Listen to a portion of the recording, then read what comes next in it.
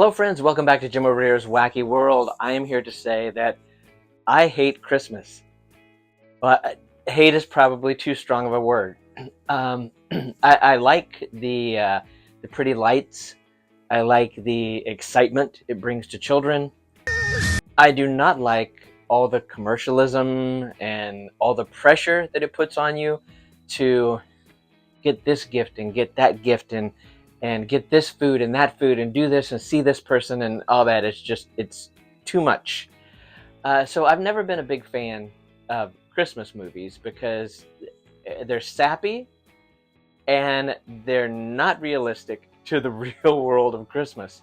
So I have developed a list of some of my favorite Christmas movies for people who don't like Christmas movies. And we're going to start with Rare Exports. Rare Exports is a Finnish Christmas horror comedy that is a super wild ride, well worth taking, although it may not be suitable for younger viewers.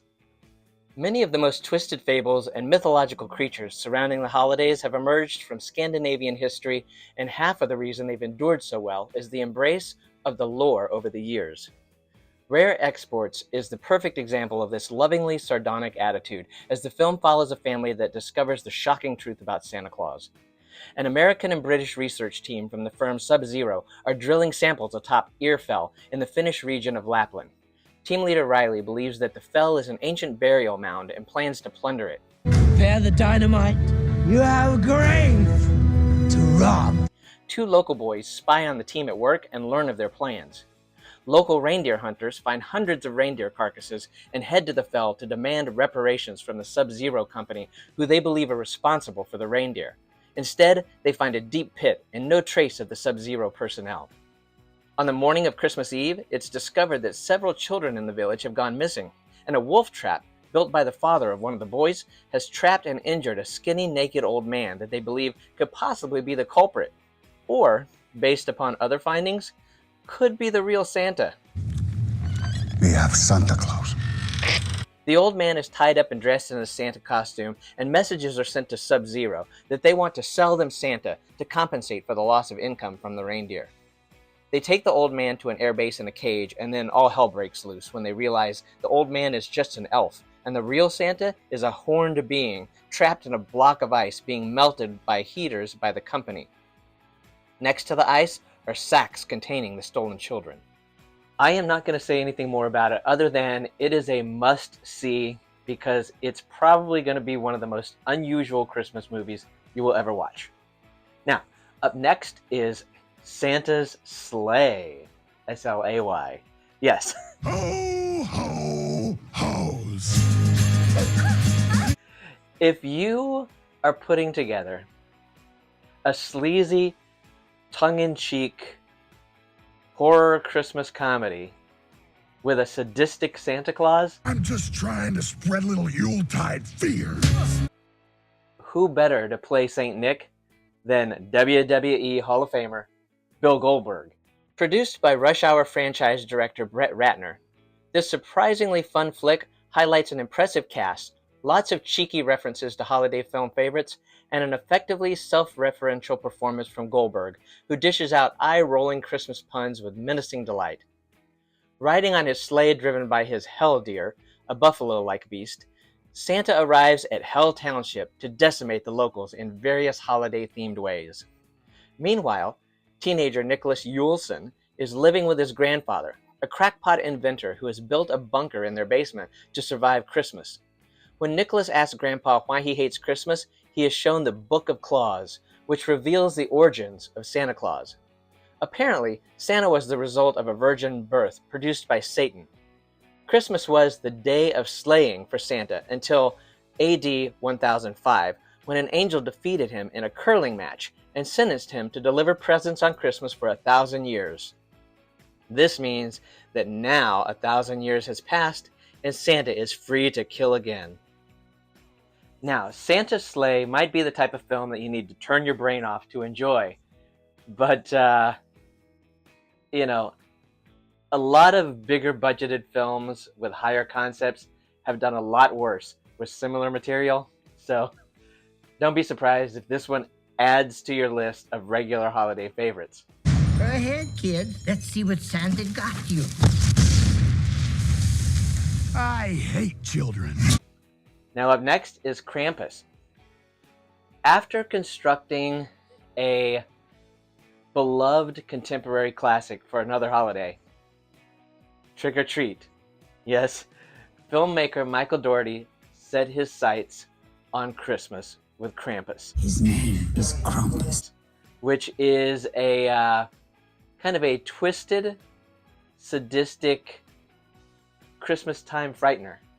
Featuring a cast largely known for their comedic and dramatic fare, Krampus surrounds a dysfunctional family who must put aside their petty differences when a supernatural force attacks their home, utilizing his horrific henchmen and macabre magic to dispose of all within. 3 days before Christmas, the Engel family prepare for the holidays. Despite his family's dysfunctionality, Max still believes in Santa Claus and writes him a letter. When his cousins mockingly read out his letter to Santa, Max lashes out, yelling that he hates both his family and his belief in Christmas. His father attempts to comfort him by telling him that even though the holidays are chaotic, he should always love his family, and gives him back his letter to Santa. In a fit of anger, Max tears up the letter and tosses it out the window, whereupon it's swept up into the sky. Later that night, a severe blizzard engulfs the town, causing a power outage, and a large horned creature appears to hunt them. It is explained that the creature is Krampus, an ancient demon who punishes those who have lost the Christmas spirit. Capturing the essence of kinder trauma, the over-the-top Krampus, it didn't catch on as much as Trick or Treat did. Great anthology. But it has worked its way into must-holiday viewing for horror enthusiasts.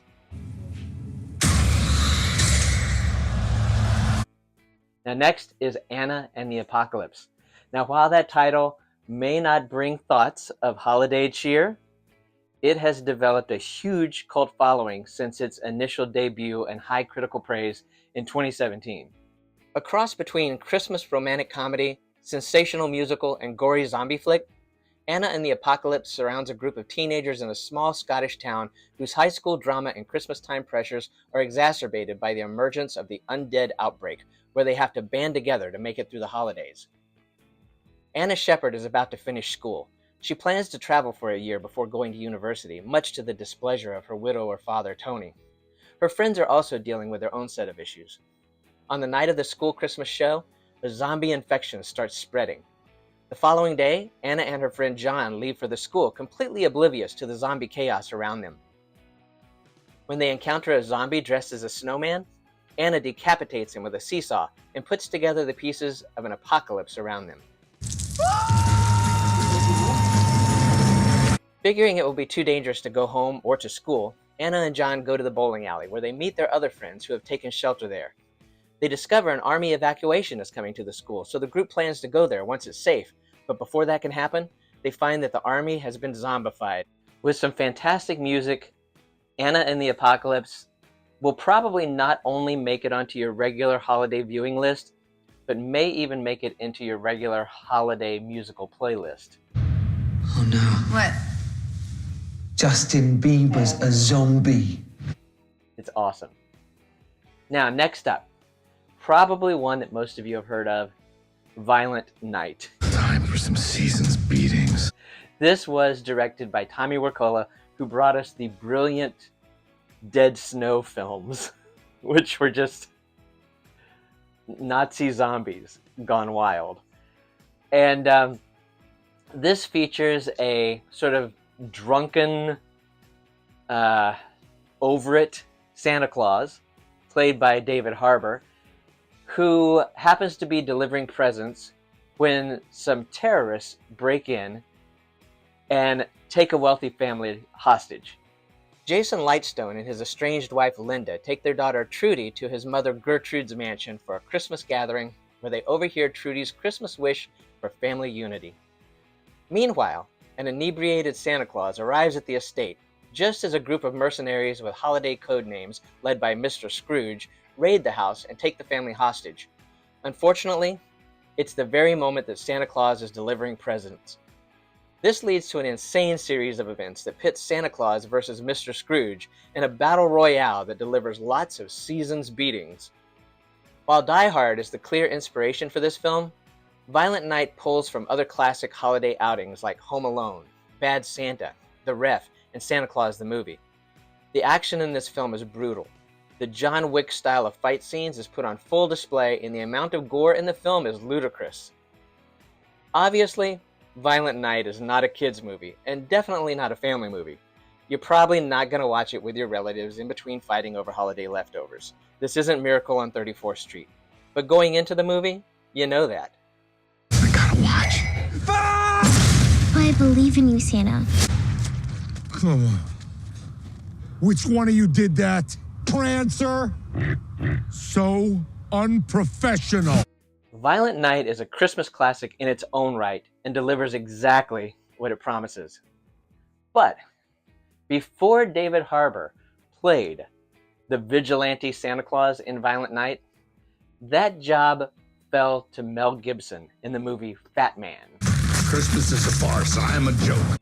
Released under the radar toward the end of 2020 to mixed reviews, Fatman follows a jaded Kris Kringle living in Alaska who must deal with rising toy production costs, the temptation of a U.S. military contract, and the ire of a naughty rich boy who demands revenge against Santa Claus, going as far as to hire a ruthless assassin to take out the mythical figure. I'd like you to kill Santa Claus. Kris Kringle and his wife Ruth operate a Christmas present workshop on an old isolated farm near the small town of North Peak, Alaska. Struggling with declining income over the years due to children becoming increasingly vicious, the United States government, who maintains an interest share in Chris's business because Christmas is a major economic stimulus, starts cutting back on their subsidies. Billy, an immoral boy who lives with his ailing old money grandmother, hires hitman Jonathan to assassinate Kris. Jonathan, who harbors his own bitter childhood grudge against Kris, sets off on a killing spree. I'm looking for the fat man. You can't be serious. Fatman is a high-concept and unusual movie that is the inverse of Violent Night, which brings the action directly to Santa's warehouse. Hey, whoa. Oh, that's Donner. Lucky it wasn't Blitzer. Should tear your package clean off. Now, your enjoyment of the film is really going to be based on how you feel about Mel Gibson's screen presence and a really good supporting performance by Walton Goggins. Next up is the brilliant The Ref. TV's broke. What are we gonna do all night? Celebrate the birth of Christ. One of my favorite holiday comedies, which is also a crime caper. I believe it was 1994 it came out, and it stars Dennis Leary and Kevin Spacey in two of their best comedic performances. The plot centers on a burglar who, while evading capture from the police, is forced to take a bickering, dysfunctional family hostage on Christmas Eve. The burglar finds himself having to act as a de facto marriage counselor, or referee, between the squabbling husband and wife. How can we both be in the marriage and I'm miserable and you're content? Luck? A situation that becomes more complicated when the husband's relatives drop by for Christmas dinner. On Christmas Eve, Lloyd and Caroline are in a marriage counseling session with a therapist. Caroline has had an affair, and Lloyd is miserable and blames the behavioral problems of their 15-year-old son Jesse on his wife's coddling of him. Carolyn, meanwhile, calls out Lloyd for his inability to stand up to his domineering mother Rose. In the same town, cat burglar Gus is in the midst of stealing jewelry from a mansion. His plan goes awry when he accidentally sets off the alarm and is chased out by a guard dog.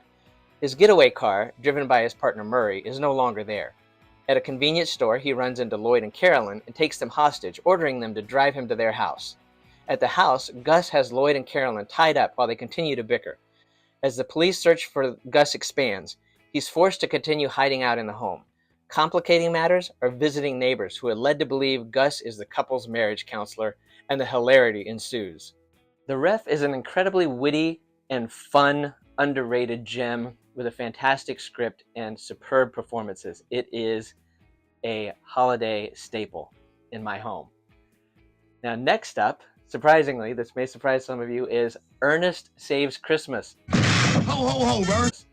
Which is the second film in the Ernest P. Worrell film series after Ernest Goes to Camp, and it chronicles Ernest's attempt to find a replacement for an aging Santa Claus. A man claiming to be Santa Claus arrives in Orlando, Florida, where Ernest works as a taxicab driver. Santa informs Ernest that he's on his way to tell a local celebrity named Joe Carruthers that he has been chosen to be the new Santa Claus. Joe used to host a popular children's program that emphasized manners and integrity, and the Christmas magic must be passed on to him before 7 p.m. or Santa will be lost forever. During their drive, a runaway teenage girl named Harmony joins Ernest and Santa in the taxi. Upon reaching their destination, Santa realizes he has no real money and only possesses play money. Ernest lets him ride for free, resulting in Ernest losing his job. Ernest later discovers that Santa left his magic sack in the taxi and hastens to find Santa and return it to him before it's too late. This search takes Ernest on a variety of comedic adventures, and to complicate matters even further, Harmony steals the sack to use for herself. This is classic Ernest. The film earned $28 million, making it the highest grossing Ernest film in the entire series, and in my opinion, probably the best one. Santa's in the slammer. Now next up is Silent Night, Deadly Night. It's a 1984 Christmas slasher that features my friend Linnea Quigley, who has a very memorable death scene in it. And it has also become a holiday staple. While the plot is simple, it is still extremely effective. The story concerns a young man named Billy Chapman, who's told by his weirdo grandfather on Christmas Eve when he's a boy that Santa is evil and he should run away as fast as he can if he sees him. Later, he suffers from post-traumatic stress over witnessing his parents' murder on Christmas Eve by a man disguised as Santa Claus and his subsequent upbringing in an abusive Catholic orphanage. Billy ends up developing an utter hatred of Santa over the years, and unfortunately, when he grows up, he's forced to play Santa at the toy store where he works. The Christmas holiday leads him into a psychological breakdown, and he emerges as a spree killer in a Santa suit. The film was released by TriStar Pictures on November 9, 1984.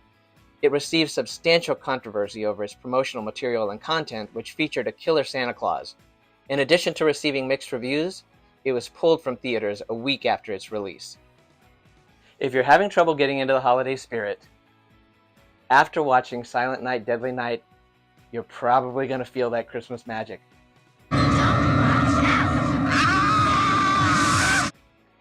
Or not, maybe. I don't know. Now, lastly, yes, I do like regular Christmas movies, some regular Christmas movies, and 2018's Christmas Chronicles is one of those. It stars Kurt Russell as Santa Claus. I don't go ho ho ho, that's a myth. And I will watch anything that Kurt Russell is in. Widow Claire Pierce struggles to keep her family together around Christmas following the death of her husband, Doug. Their son, Teddy, has lost much of his Christmas spirit, while their younger daughter, Kate, keeps it alive and believes in Santa Claus. While watching old family Christmas videos, Kate notices an arm appear out of the fireplace and deduces that it was Santa. Teddy agrees to help her prove it, on the condition that she gives him the video she recorded of him stealing a car earlier that day. They set up a tripwire and hidden camera and fall asleep in the living room. After Kate awakens and sees Santa, she and Teddy follow him onto his sleigh to get a closer look. However, they accidentally cause the sleigh to crash and the presents are lost. As Christmas morning approaches, it is up to the children and Santa to save Christmas by correctly delivering all of the presents. Grand Theft Auto? You just like wave your hand and Jedi mind trick the cop? I'm Santa Claus, Teddy, not Yoda. The Christmas Chronicles is funny, heartwarming, and has a fantastic message about belief. If you're a fan of Christmas movies, you are going to love the Christmas Chronicles.